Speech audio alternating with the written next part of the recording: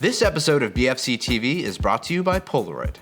While there are more 35mm SLR cameras than there are blades of grass in the Sequoia National Forest, most of them have very similar methods for loading and unloading film. In this episode, we will walk you through how to do this with our example camera, the Pentax K1000, which has one of the most common types of mechanisms for this most essential task. Let's get to it.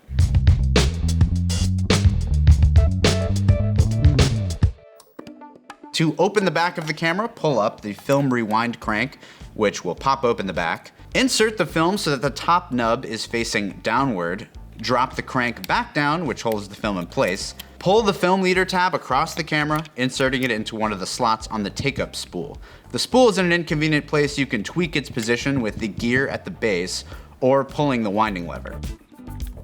Insert the film leader and give the film a solid wind. This should nestle the film sprockets into these grooves, and film should now be sitting tightly wound and ready to go. Close the camera and advance the film a couple of times until you reach frame 1. The bit of film we pulled into place was exposed to light, so we need to advance it to get to your first usable frame.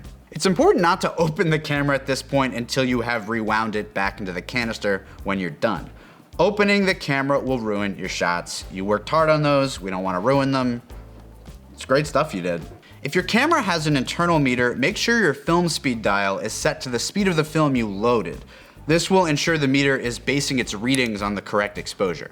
When you're done with the roll and have advanced to the last frame, you'll feel some resistance in the winding lever. Don't put any further force on the winding lever as it could tear the film inside. Turn the camera over and depress the film rewind button. This releases the film inside and allows you to use the rewind crank to start reeling the film back into the canister. Keep turning the crank clockwise until you feel no further resistance. You can hear the film getting released from the take-up spool and back into the canister. Now your film is light tight again, you can open the back of the camera, pull out the film canister, and bring it to the lab.